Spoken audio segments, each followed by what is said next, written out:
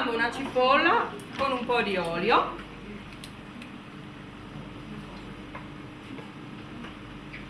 Io uso solamente l'olio extravergine di oliva. E dopo faremo soffriggere la salsiccia. In questo caso è salsiccia fresca, però andrebbe bene anche quella affumicata, che oggi non me l'hanno portata, però uso quella fresca, va bene anche quella. E facciamo rosolare la cipolla, la salsiccia e il brovadar. Per fare un soffritto che non sia proprio tanto pesante è importante farlo andare piano piano, no? In questo caso ho preso l'orzo perlato, che non va messo ad ammolare in acqua perché perde tutte le sue proprietà. In questi fuochi qui non sta tanto, in un fuoco, sì, nei gas di casa è molto più buono messo senza averlo bagnato prima nell'acqua. Facciamo finta che sia fina fina, non più. Ecco, facciamo rosolare.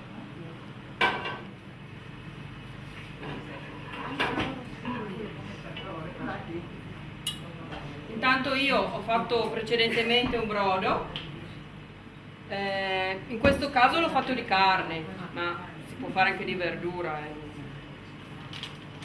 E butto questo è un impasto di salsiccia, ma va bene anche la salsiccia, e per risparmiare tempo ho preso l'impasto di salsiccia.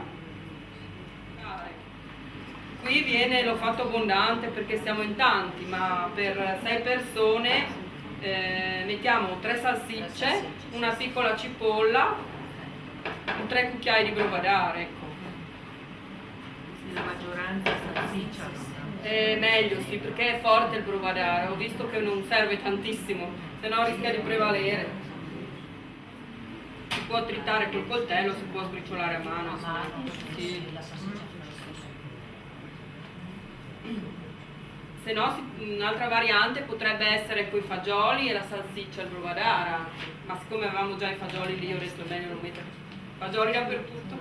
E col cotechino sarebbe bene? Sì, infatti avevo pensato invece della salsiccia di mettere il cotechino. Va bene anche quello. Nel minestrone ho messo dentro un cotechino di Cleudis. Vedete dove è Cleudis? Sì. Allora adesso metto un po' di brovadar, vediamo se...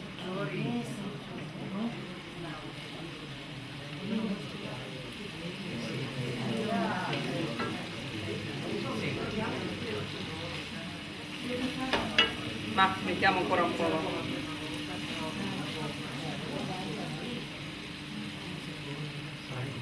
Ecco, questo lo usiamo dopo. Quando comincia a rosolare, preparo il vino intanto perché dopo lo bagneremo con il vino.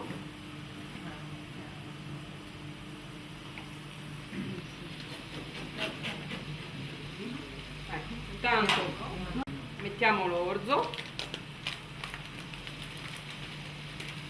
È importante adesso, quando buttiamo l'orzo, fuoco alto deve essere, come fare un risotto praticamente, solo che sta un po' di più.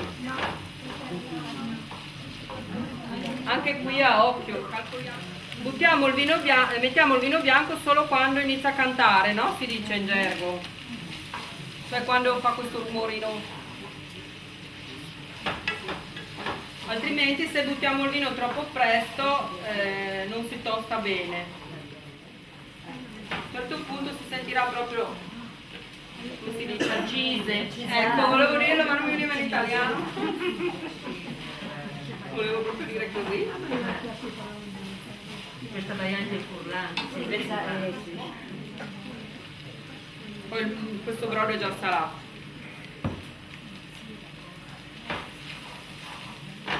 Ecco, a questo punto buttiamo un po' di vino bianco e lasciamo evaporare sempre a fiamma alta, altrimenti non esce la parte alcolica e viene acido.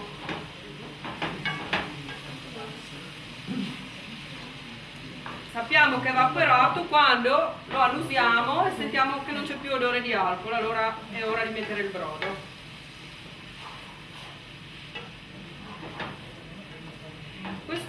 piatto si può preparare anche il giorno prima, mettiamo se dobbiamo fare una cena, no? Lo facciamo il giorno prima, arrivati a questo punto lo blocchiamo, lo raffreddiamo e lo mettiamo in frigo, il giorno dopo lo riprendiamo e così siamo anticipati coi tempi, no? Perché non è... Ecco, a questo punto iniziamo a bagnare con il brodo. Non tutto in una volta, se no si lessa, un po' alla volta, no?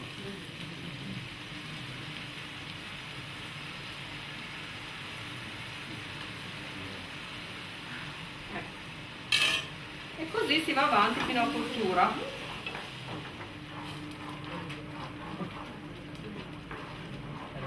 Ecco, deve essere sempre bene coperto di acqua, se no si secca troppo. Adesso vado a mantecare l'orzotto così lo mangiamo. Un bel pezzetto di burro a fuoco spento e abbondante grana. Non è proprio leggerissima, no? Ecco, abbondante parmigiano. Diamo una bella mescolata e dopo siamo pronti per mangiarlo.